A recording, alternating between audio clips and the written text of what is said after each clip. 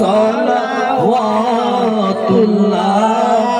আলাইকা সাইয়্যিদি হাবিবি ইয়া রাসূলুল্লাহ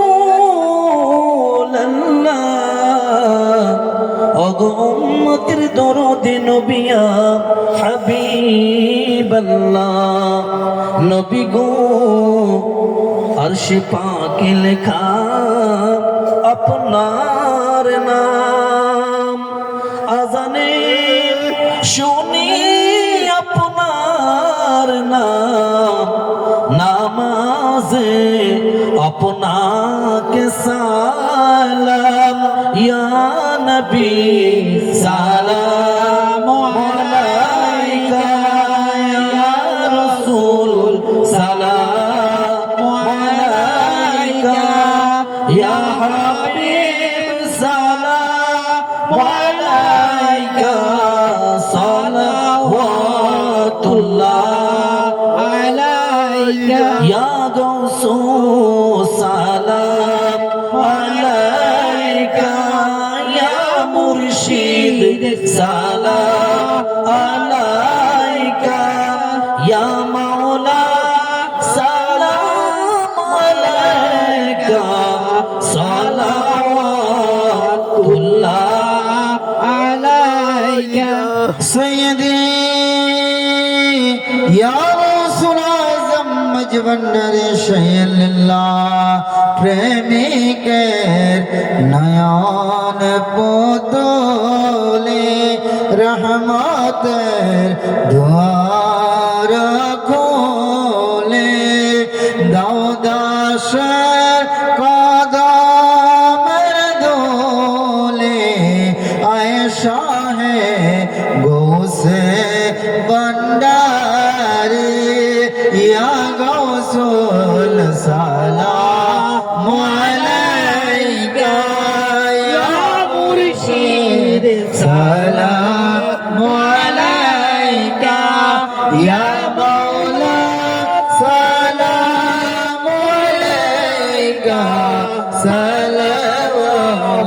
সালাওয়াতুল্লাহ আলাইকা মওলাই অন্তিমে কবরে আসরে বইল না ভুলো না দাসের রাখিও চরণ সেবাতে এই অরস আপনার কদমে ইয়া গৌসুল সালাম আলাইকা ইয়া মুরশিদ সালাম আলাইকা ইয়া মাওলা সালাম আলাইকা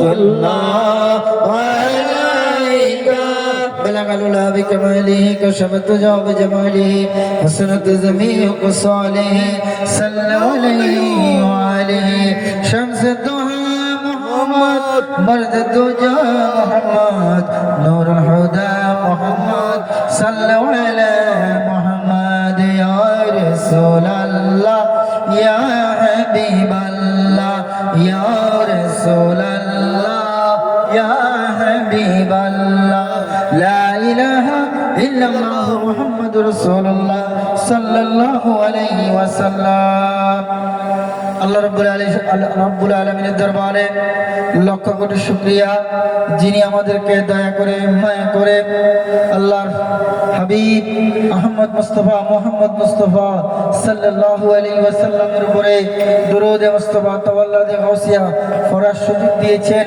উচ্চ আওয়াজে বলে আলহামদুলিল্লাহ আলহামদুলিল্লাহ।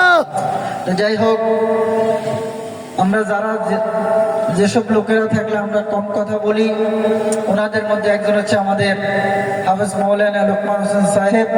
উনি আমাদেরকে আহলে বায়াতের গুরুত্ব, কোরআন ও সুন্নাহর আলোকে আহলে বায়াত কি, আহলে বায়াত কেন মানব, আহলে বায়াত মানার দরকার কেন, আহলে বায়াত যে ঈমানের মাপকাঠি, আহলে বায়াত যে ইসলামের ধারক ভাগ, রাসূলুল্লাহ সাল্লাল্লাহু আলাইহি ওয়াসাল্লাম বলেছিল, বনি ইসরায়েলের 72 দলে বিভক্ত হয়েছিল, আমার উম্মতের মধ্যে দল হবে 73টি। কথাটা আমরা সবাই জানি, সকল শ্রেণীর আলেমরা আমরা এই কথাটা মানি। সবাই যার যার জায়গা থেকে নিজেদেরকে হক মনে করে, কিন্তু কোরআন এবং সুন্নাহ ভিত্তিক হক হচ্ছে একদল। কয় দল? একদল। এই একদল কারা? আর সেটা শহীদে কারবালার মাধ্যমে এই 10 মুহররমে আল্লাহর জমিনে প্রকাশ হয়ে গেছে, স্পষ্ট হয়ে গেছে। একটা হচ্ছে হুসাইনি মুসলমান, আর একটা হচ্ছে এজিদি মুসলমান। তো যাই হোক, আমি আর কথা বাড়াচ্ছি না, হুজুরকে অনুরোধ করব কিছু তরিকত তাসাউফের মুহররম এবং আহলে বায়াতের উপরে আলোচনা করতে। আপনার ইচ্ছা যতক্ষণ আপনি ততক্ষণ আলোচনা করবেন, কোনো সময় কোনো ধরাবন্দি করবেন না। আপনি আমাদেরকে এই বিষয়ের উপরে আপনার স্বইচ্ছায় নিজের জায়গা থেকে মন খুলে আমাদেরকে তরিকত তাসাউফের উপরে বলবেন। এ বলে আমার কথা শেষ করছি। আসসালামু আলাইকুম। বারবারি